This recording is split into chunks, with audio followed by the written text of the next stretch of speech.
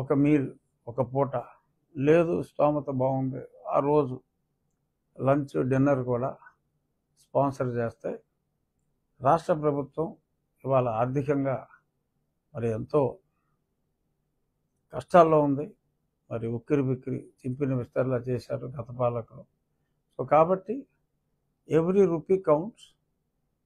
ఎంత ఆర్థికంగా ఎంత టైట్గా ఉన్నా కూడా ఇచ్చిన మాట నిలబెట్టుకునే కార్యక్రమంలో భాగంగా మరి అన్నదానికన్నా ఎక్కువ క్యాంటీన్లు ఇప్పుడు ఇలా నాకు 2 ఎక్స్ట్రా ఇచ్చినట్టు ఎక్కువ క్యాంటీన్లు కూడా ఇస్తున్నారు.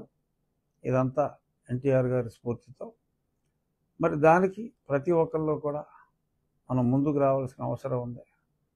కుదిరితే ప్రజల చేత నడపబడే కార్యక్రమంలాగా ఇది రాబోయే కొద్ది నెలల్లో మారితే ఇంకా బాగుంటుంది. మన మానవత్వాన్ని మనం చాటుకున్నట్టు ఉంటుంది.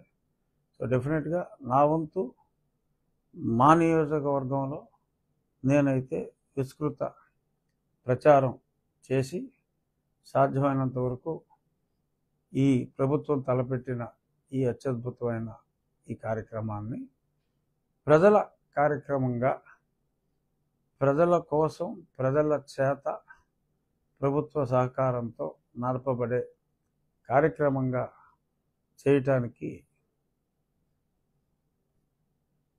ఒక చంద్రబాబు నాయుడు గారి తరపున, ముఖ్యమంత్రి గారి తరపున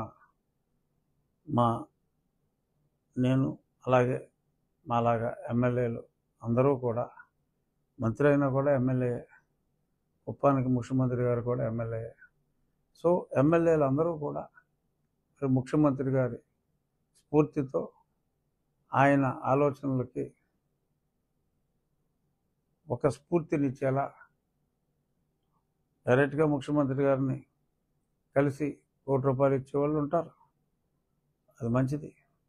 కానీ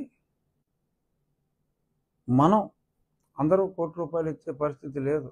కానీ ₹1 ఇచ్చేవాడికి అన్నదానానికి ఎంత పుణ్యమో, డబ్బు లేనివాడైనా ఒక మంచి రోజు చూసుకుని 10 మందికి అన్నం పెట్టాలి అనే ఆలోచన కూడా అంతే పుణ్యం, అంతే స్ఫూర్తిదాయకం. పిండి కొద్దీ రొట్టె. మంచి మనసు ఉందా లేదా అనేదే ఇక్కడ అవసరం. 10 మందికి అన్నం పెట్టేది మన హిందూ సాంప్రదాయం, మన దేశ సంస్కృతి.